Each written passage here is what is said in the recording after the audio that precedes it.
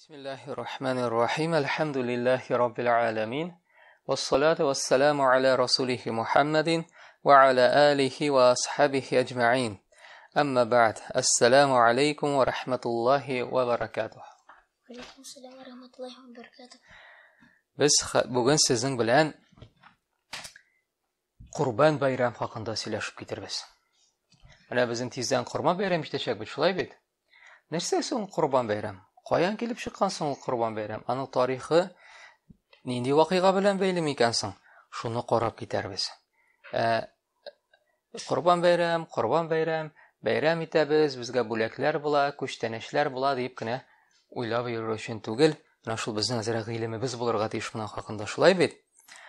Kurban bayramining tarihi bizning uchun bayram deymiz endi. Kurban shaluning aның tarihi İbrahim peygamber bilen, hem aның ulu İsmail bilen beyli. Allah'lardan razı olsun, Allah'ın alarga selamları bulsun.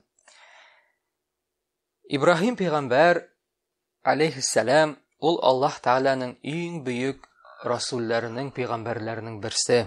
Ulul azm, gayet kıyılıkka iya bulgan peygamber. Hem Kur'an'da As-Saffat suresinde İbrahim peygamberinin turmuşu söylenip ketile. Ol özünün tuğan yerlerini kaldırıp, özünün tuğanlarını kaldırıp kete. Niçin kaldırıp kete? Çünkü olanlarını bir Allah'a gına ibadet kılır için şakıra, tevhidke şakıra, Allah'a ibadet kılığız.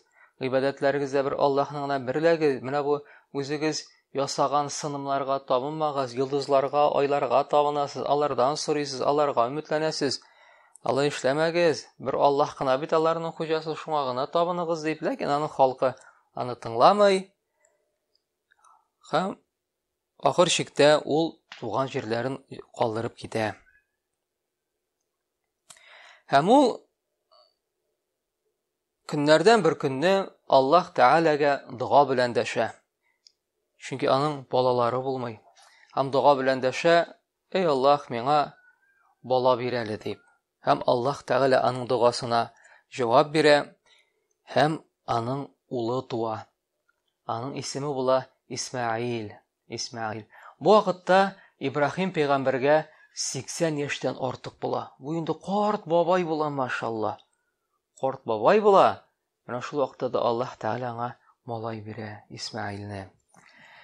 Hem vakitler öte İsmail indi üse, etisine yardım ite başlay. Etisin tınlı yardım ite.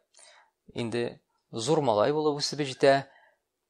Ana şu vakitte Allah Subhanahu ve Teala İbrahim peygamberini sınay. İbrahim peygamber, gümmen peygamberler Allah Teala'nın sınavın her vakitte da dürüst itip kabul etkenler. Ne degene sınav kelmesin? Ana cevap bergenler, sabır etkenler. Hem İbrahim peygamber günlerden bir günü tuş kure. Biz bilemiz peygamberlerin tuşları dürüst bula.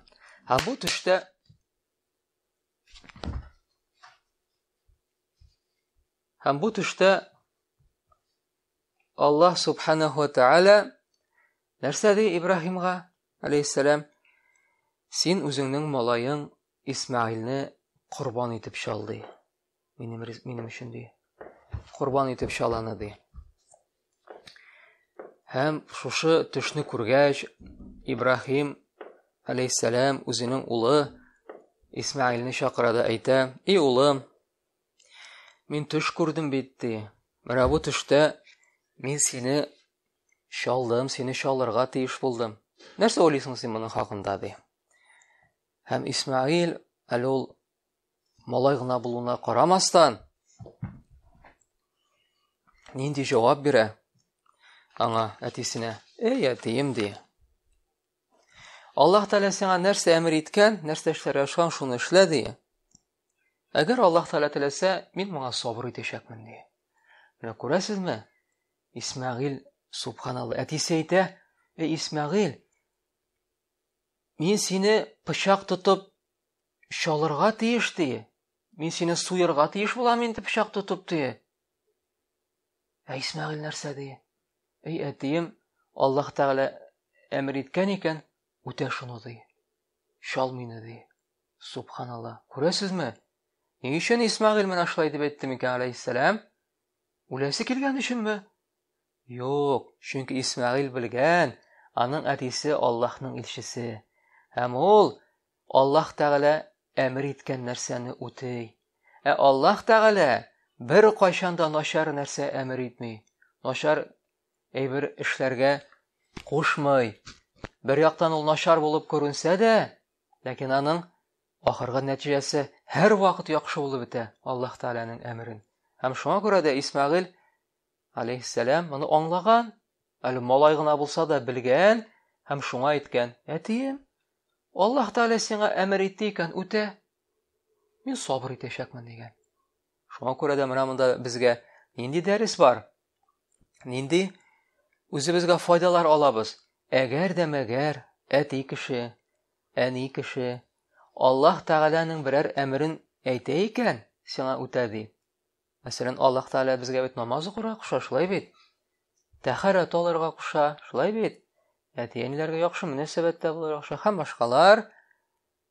Әгәр әти, әни кеше менә шул сүзләрне әйтә икән, мәсәлән, улым, кызым, әйдәле намаз укып алабыз.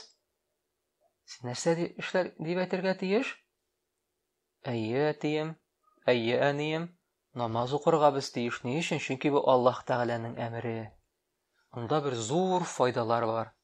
Безне Аллаһ Тәгалә гөнаһларыбызны кичерәчәк, җәннәткә кертәчәк иншалла дип намаз укыйбыз. Әйтә икән әтиңә: "Улым, кызым, бара тәһарәт алып кил, тәһарәтеңне яңартып кит" дип, без җыларга тиешме? Юк, юк, дип, юк, нәрсәкәй? Бу бит Аллаһ Тәгаләнең әмере. Пәйгамбәр әзит әмер иткән. Намаз укырга, тәһарәт алырга дип, шулай бит. Шуңа күрә бездә моны һәр вакыт үтәргә, бер нинди каршылыксыз моны үтәргә тиеш. Чөнки бу Аллаһ Тәгаләнең әмере. Шуңа күрә дә менә Исмәгыйль пәйгамбәр, Исмәгыйль алейһиссалам менә шушы әмерне дөрес итеп кабул итә. Шулай итеп, Ибраһим пәйгамбәр үзенең улын алып китә аны чалырга. Һәм ул аны чалырга барганда, моның янына шайтан килеп чыга. Ибраһим пәйгамбәр янына. Менә хәзерге көндә хаҗ кылганда таш аталар бит, җәмәратта. Анда 3 баганага таш аталар 3 җирдә. Менә шул җирдә менә хәзерге беренче багана торган җирдән үтеп баргандарак шайтан килеп чыга да Ибраһим пәйгамбәрне алдый башлый, вәсвәсә кыла башлый. Алай эшләмә, нигә улыңны үтерәсең дип. Шунда Ибраһим пәйгамбәр алейһиссалам таш ала да, 7 таш теге шайтанга ата. 7 тапкыр ата һәм теге шайтан яла. Үтеп китә. Менә хәзерге икенче багана урнашкан җиргә килеп җиткәч, теге шайтан тагын килеп чыга. Тагын тегеңә вәсвәсә кыла башлый. Син алай итмә, нишлисең? Газиз улыңны үтерәсеңме, суясыңмы дип. Шунда Ибраһим пәйгамбәр тагын 7 таш ала да, тегене 7 тапкыр атып куып җибәрә. Теге тагын егыла. Аннан соң үтеп барганда тагын, менә хәзерге инде ул 3нче багана урнашкан җир, тагын килеп чыга теге шайтан. Тагын вәсвәсә кыла башлый Ибраһимга алейһиссалам. Үтермә, нишлисең син, газиз балаңны, синең бердән-бер балаң бит ул ди. Инде картайып беткәч кенә таптың бит, син аны ди, яраткан улың бит ул синең дип. Ләкин Ибраһим пәйгамбәр ничек кенә улын яратмасын, ничек кенә аның йөрәгенә авыру булмасын, ләкин ул Аллаһ Тәгаләнең әмерен үтәргә дип катгый тора. Һәм тагын таш алып, 7 таш буламының теге шайтанны куып җибәрә.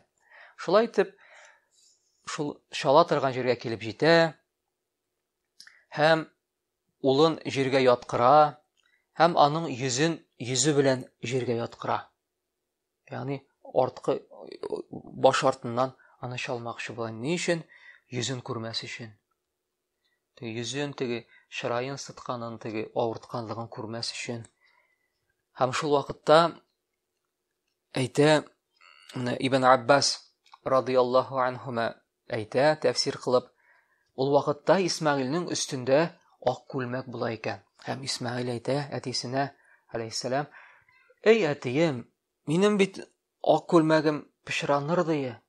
Мине бит соңыннан төреп күмергә бит бер нәрсә дә булмас, чүпрәк ди. Син минем күлмәгемне салдырт ди. Пешранмасын минем күлмәгем, шуңа төреп мине күмерсең ди." Һәм моны күлмәгенә салдыра. Шул вакытта пычагын терәмәкче була шалырга дип, һәм бу тавыш ишетелә. Аллаһ Тәгаләнең тавышын ишетә: "Эй Ибраһим" дие.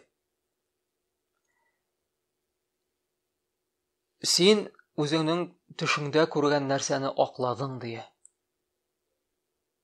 Һәм менә шулай итеп, без мин Аллаһ менә шулай итеп синең изге гамәл кылганың өчен сиңа әҗрен бирәм дие. Һәм әйтә: "Менә бу сарык сиңа курбан чалырга дие.